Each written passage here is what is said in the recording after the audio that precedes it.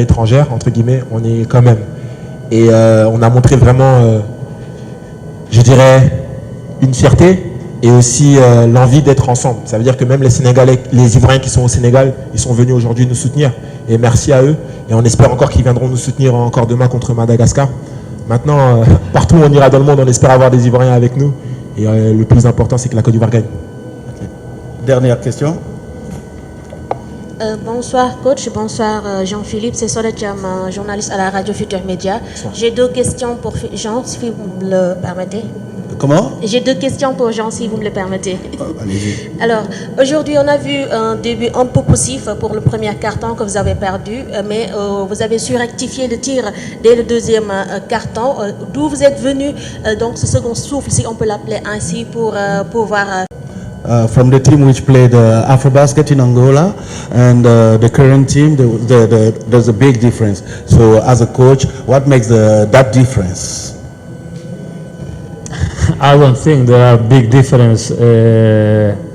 Maybe now we understand better to play with more energy, some change that we did, but in the last 5 years that I'm in Côte d'Ivoire, we are working in the same way.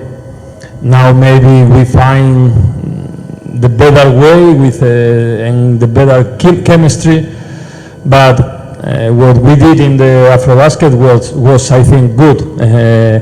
We played a great game against Mali in the quarterfinals. We was 17 points up. Mali played great, and we have the shot to win. So if we play semi-final, maybe everybody is telling about Côte d'Ivoire play great Afrobasket. The sport is like this, is the pain of the results, and the most important is to keep working, to be humble, and tomorrow the game against Madagascar starts 0-0. No. Merci pour votre question. Alors comme le coach l'a dit, vraiment ce soir c'est vraiment été d'être un rouleau compresseur, ça veut dire 12 joueurs qui rentrent sur le terrain et qui se donnent à fond. Au début du match, on a vraiment, je dirais, mal commencé, avec une mauvaise énergie. Le Congo a tapé en premier, comme on peut le dire. Mais on a réussi à répondre dès le deuxième quart-temps. Et on a montré aussi qu'avec les rotations, on pouvait faire la différence. Le Congo a commencé avec ses 5 joueurs. Après, ils n'ont pas eu de rotation. Nous, on en avait ce soir. Et je dirais que c'est ça qui a fait la différence. Et pour votre deuxième question, je répondrai tout simplement, on est venu ici pour prendre match après match.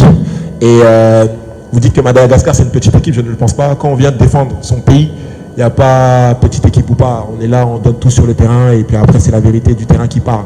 Mais on va jouer contre le Madagascar qui représente son pays, les joueurs du Madagascar qui représentent leur pays.